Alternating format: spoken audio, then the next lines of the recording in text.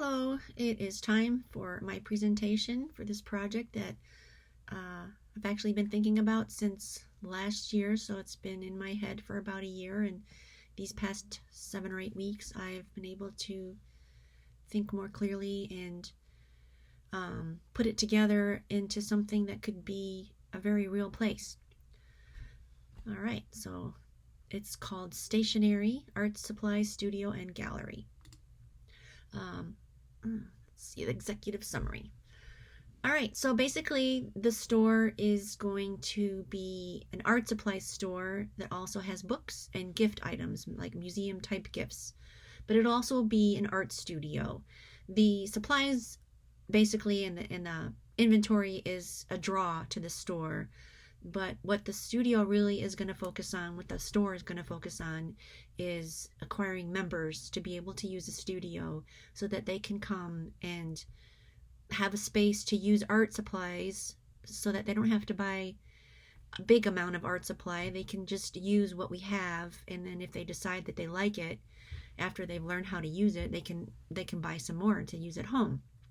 But it's going to be kind of like a gym membership where it's a monthly membership. It just keeps going on and on until the guest decides that they don't want to be a member anymore.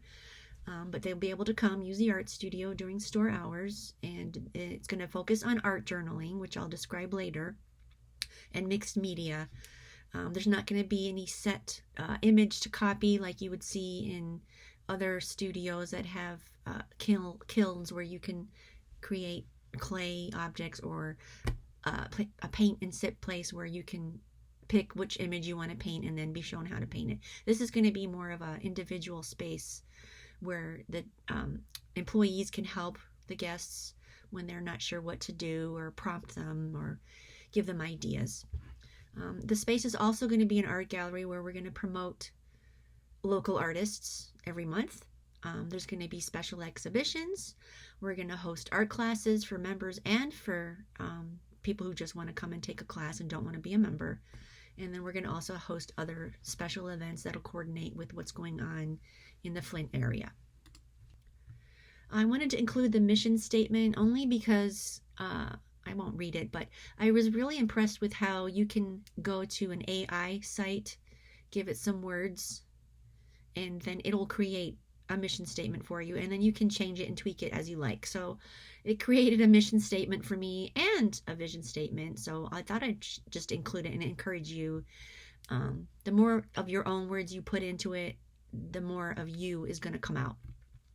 But it comes out really cool. So the mission statement that it created for me is: at Stationery, we transcend the boundaries of creativity by igniting the imagination of artists and visionaries alike. Our mission is to craft a vibrant sanctuary where expressive souls can explore the art of journaling through thoughtfully curated supplies, challenging classes, and inspiring studio spaces. We are dedicated to fostering a community that celebrates the intricate tapestry of self-expression, inviting everyone to pause, reflect, and thrive in a world vibrant with color, creativity, and connection. Stationery, where every mark is a journey and every journal transforms into a canvas for dreams. And the vision statement, our vision is to be a vibrant hub for creativity where local artists, students, and writers come together to explore and express their artistic potential. We strive to nurture a supportive community by offering diverse art supplies, stationery, actual stationery, like Hello Kitty kind of stuff, mixed media resources, and inspiring lessons in art journaling, mixed media collage, and lettering. Our inviting studio space fosters collaboration and innovation, empowering individuals to repurpose materials and share their unique stories through art. We aspire to elevate local talent through exhibitions and events, continually expanding our offerings to enrich our community's cultural landscape. And so I wanted to talk a little about what art journaling is and how it is also therapeutic. I first discovered art journaling in 2020, just in time. I had been a member of a subscription box for watercolors, and in that year they came out with a subscription box for art journaling, which came with a little art journal, mixed media art journal, blank, and all the supplies you would need to do all of the prompts that the instructor gave that month. I fell in love with it. I was pretty impressed, and I've been doing it ever since, until I started these classes and I didn't have as much time. But I would say it's safe to say that art journaling really, really helped me in 2020, 2021, during that hard time of lockdowns. It was a hard time for a lot of us, and it was a great time for me, though, for as far as my artwork. It really expanded, and I just was very prolific. And so this is where my idea came from, is to have a place where people can learn what art journaling is, have a place to do it, share their ideas with others, and use art supplies that they don't have to buy the whole, because sometimes they can be expensive. So we would offer the supplies that they can use as needed with a membership fee. It can be a hobby, a time for reflection, a therapy, a place to practice new ideas for future pieces. Journaling is for artists, writers, visual thinkers, and people who need more time to be mindful. That's another thing. It's a time for you. You set aside time to create something. One of the most attractive aspects of art journaling is that anything goes. You can use whatever you want. You can get your Mod Podge paper scraps, pretty wrapping paper scraps that you found, parts of greeting cards that you got, ribbons, stickers, newspaper prints, musical sheets from books, old books that you find at a consignment store, anything that you can put together and put down. And you can also use your words, paint, acrylics. There's just anything goes, as long as you can shut the book afterwards. You don't want it to be two-dimensional. But it does involve a lot of recycling and repurposing. And so this could also be a place where people can come and bring their cool papers that they've been collecting and share them with other people. Art journaling has also been a form of art for a long time. It's famous artists have been keeping sketchbooks for their artwork for thousands of years, probably, but more recent times, art journaling, like for Frida Kahlo, for example, she just had an art journal that was kept away for years and was recently published in 2019. And you can, if you look at it, I highly recommend checking it out. You can see her thought processes, how she was dealing with her stress from her illnesses, from her marriage. You can see where she was thinking about the next piece that she was going to work on. One advantage, so this is a quote here, one advantage of art therapy over writing or talk therapies is that art products do not require literacy or verbal fluency, yet they can convey emotion, relate a story, and stimulate verbal expression. That was a quote from Pizarro. So yeah, that's where the art therapy and the art journaling is going to come together. And in the future, we hope to hire an certified art therapist, or maybe even have some of the team members go to school and pursue this. It's very important in our area. So I had said earlier, one of the draws of stationery is the stuff that we sell, the art supplies, the cool books, the unique museum gifts, local artists' crafts, that sort of a thing. But another thing that is going to be a draw is that it's going to be a beautiful space to hang out in. It's going to be a welcoming, beautiful space that encourages customers to stay and be still in the moment, which is what the word stationery comes from. I wanted to include some of my favorite places that are local that inspired my concept for stationery that is very popular for, in particular, the target market. But I recently got a job at a restaurant, and it's 10 minutes from my house, but I get to hear people when they come in. They absolutely love the interior space. They are shocked and pleased. They're just so happy to be in that space to get something to eat. And some people will stay 3 to 4 hours because they just like being there so much with their friends. And so that's the top left picture. That is the concept of the beer garden. It's called Irene's. It's where I work right now. On the upper right is another place that I go to quite often. It is a landscaping company, but they also sell plants and gift items. And so that is a picture of their greenhouse that I'd like to visit in the winter, especially because it's so warm and lush. And I just like to hang out in there. I'll just go in there and just hang out and not buy something, but I feel bad, so I do buy some plants and pottery. The lower left is the interior space for a store in Fenton, Michigan, which is called the Iron Grate. Another beautiful, beautiful store. They sell soaps and interior things. They sell clothes, plants, lotions. They sell stationery too from France. Beautiful, beautiful stationery. It's also a beautiful store that people like to hang out when after they go shopping around town. They will go to that store. The bottom right is another place called La Fleur Decor, which is in Hadley, Michigan. The owner has basically on her property this space where she does events, wedding events, but she also sells plants. She does landscaping. She repurposes furniture. But just visiting this place, I tell everybody about it. It's such a pretty, pretty place that you want to linger. And so I just wanted to share how important it is for people that I know, people in this area that I'm targeting, how much they really soak up being in a space that just wants them to just relax and hang out with friends and even create beautiful things themselves. The company description. So like I said just now, this is an AI image. I've created several, but I liked this one. Lots of light. Bookshelves, plants, art supplies, gifts.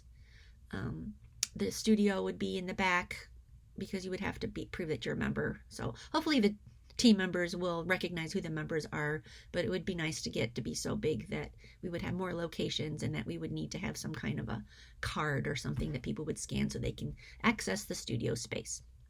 The staff would be trained in the mixed media arts. We could do it at the store, or we would hire local art students, which would be preferable to me.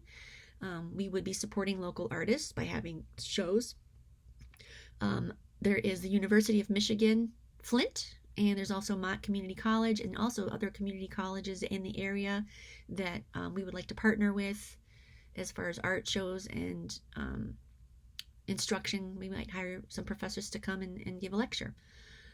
There's the Flint Cultural and Art events.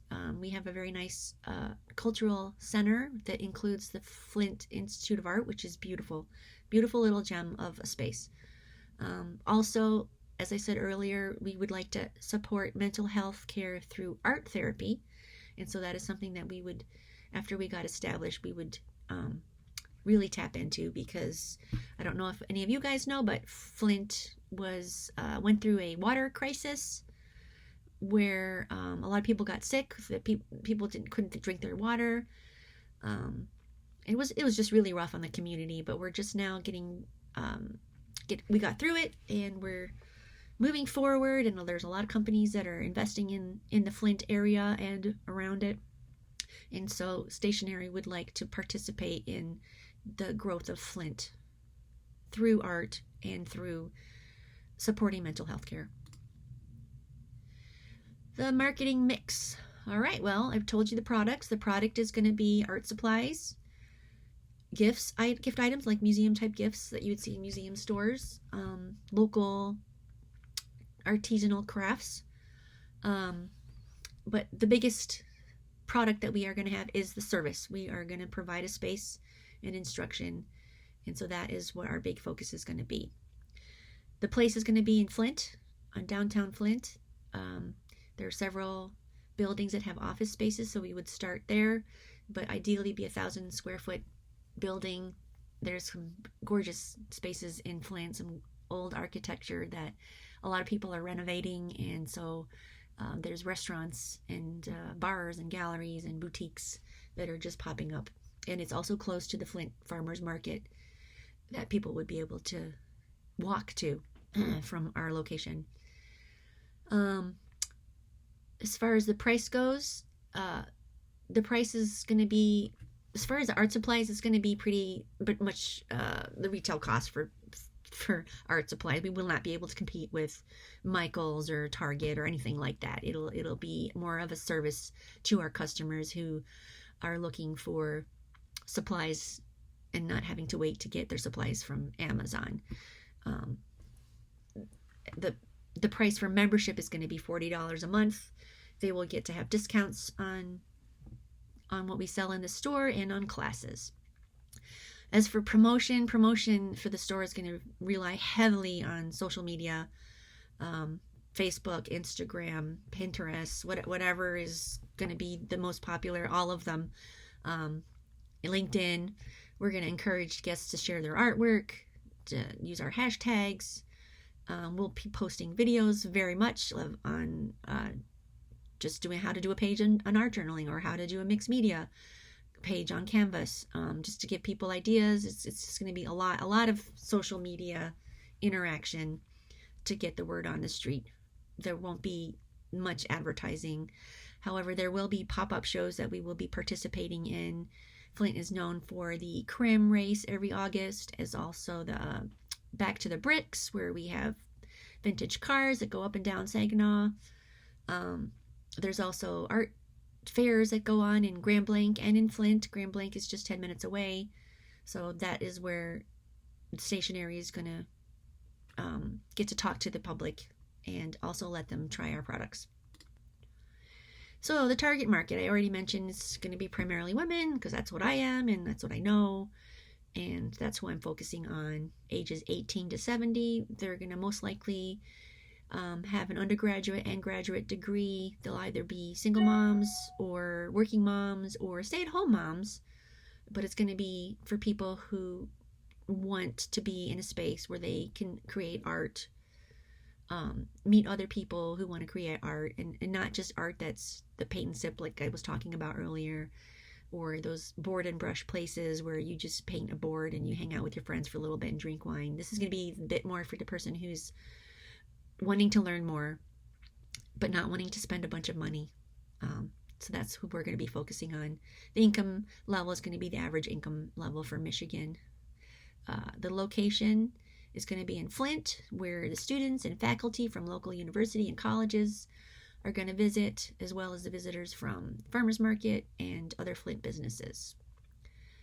The psychographics, those are going to be the creative individuals looking to meet like-minded people who want to meet other people who like to make stuff, to make art, to want to talk about it, share their ideas. And also it's going to be for people who are looking for more places to hang out that aren't bars, that are places that are a bit more meaningful to them, where they can create instead of just vent like people do at the bar or laugh. I think this is going to be a place that's going to be for people who want a little bit more of a serious conversation, intellectual conversation, that sort of a thing. So for the action plan, this is fictional, of course, but if I was to change the year, this is how I would do it as CEO.